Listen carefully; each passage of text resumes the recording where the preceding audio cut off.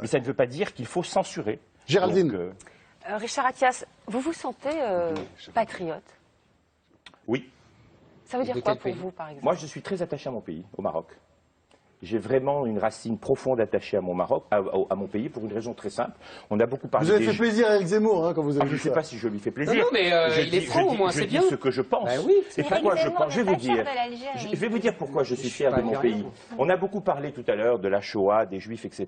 Nous, on a été extrêmement privilégiés, puisque vous savez qu'en Afrique du Nord, on n'a pas été trop. En tout cas, j'étais pas né à l'époque, mais il n'y a pas eu trop de dégâts par rapport au nazisme. Et on n'a pas eu trop, malheureusement, d'envois vers les camps. Par contre, quand le régime de Vichy est arrivé au Maroc et qu'on a demandé au roi Mohamed V, le grand-père du roi actuel, de donner les Juifs, il a dit, si vous voulez les prendre, vous me prenez moi en premier.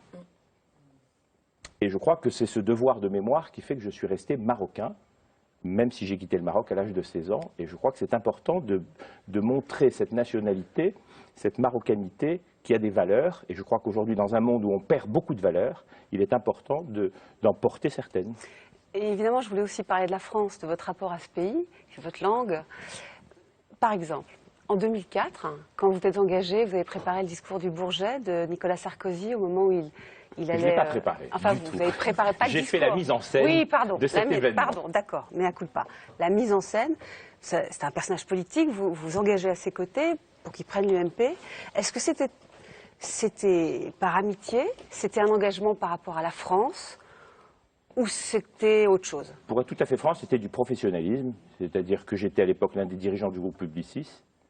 Publicis a été contacté avec un de mes collègues qui était lui le vrai communicant, Christophe Lambert. Donc c'était du business, quoi. Et à un moment donné, on nous a demandé de travailler à la mise en scène de cet événement.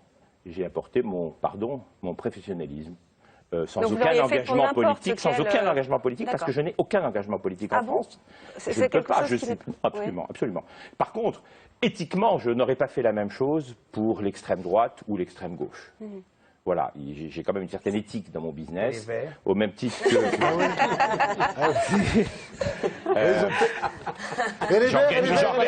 Denis, pas du tout, j'organise et j'ai besoin de vous cette grande conférence sur le changement climatique, donc je ne peux qu'adhérer à vos thèses. Et vous disiez vous-même que la France a besoin de gens, de grands patrons qui...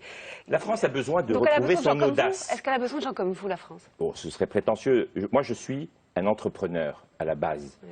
J'adore entreprendre. Mon adrénaline, c'est d'entreprendre. C'est de ne jamais renoncer. C'est de se battre au quotidien. Voilà. Et tant que j'aurai une source d'énergie sur beaucoup de combats. C'est pour ça que j'ai créé une fondation. Mon épouse a sa fondation. Les fondations, ce n'est pas juste pour se faire plaisir. On a investi beaucoup d'argent personnel dans le fait de créer des écoles de la seconde chance en Afrique, par exemple. Parce que l'un des drames de la planète, c'est le chômage. Il ne touche pas qu'ici, il y en a plus de 3 millions, mais donc et c'est une bombe atomique. Donc les grands combats me passionnent. N'ont rien à voir avec les partis, plus rien. Pas du tout, pas du tout. Je pense que les grands combats aujourd'hui ont dépassé la notion des partis. Je pense qu'on ne se bat pas assez pour amener les filles au Nigeria. J'ai été le premier à clamer ça avant que tout le monde ne récupère ce Bring Back No Girl. Et puis maintenant, on entend parler une fois de temps en temps. Non, j'ai une tendance à être, il faut être beaucoup plus agressif. Il faut sur chaque grand sujet, et je le pratique dans mon quotidien comme si c'était un problème de vie ou de mort. Il faut y aller parce que malheureusement, un événement chasse l'autre et on finit par les oublier. Et c'est valable dans tous les domaines. Sur le cosmopolitisme, il y a ce qui a été décrit, puis il y a autre chose. L'immigration existe. On l'aime ou on l'aime pas, c'est pas ça. Depuis 40 ans. Donc de toute façon, il y a aujourd'hui dans toute l'Europe,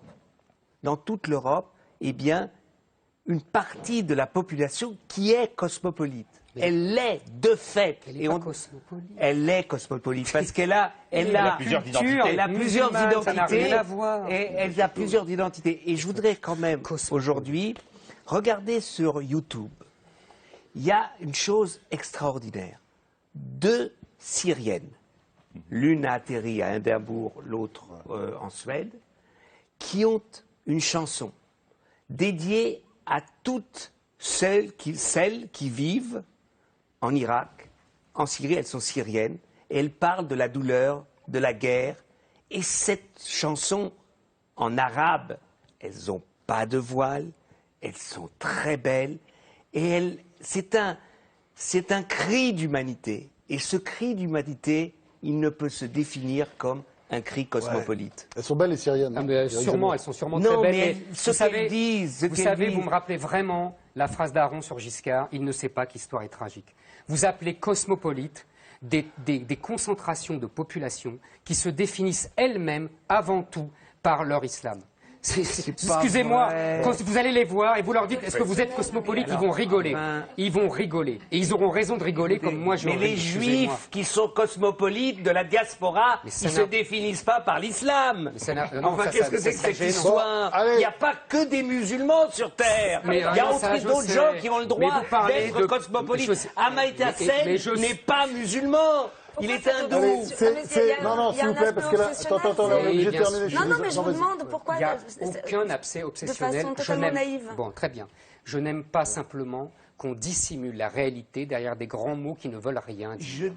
Il n'y a pas aucune obsession de l'islam. Il y a simplement aujourd'hui, les populations immigrées en France et en Europe sont avant tout et massivement musulmanes. C'est tout. Et donc, c'est vrai. Voilà. C'est vrai. Voilà. C'est vrai. Donc, bon, et ça alors, pose... ils sont musulmans. Voilà. Et il y en a qui se sentent français, il y en a qui se sentent pas français, qui ont cette Aujourd'hui, hérité. Il y a des musulmans pédés.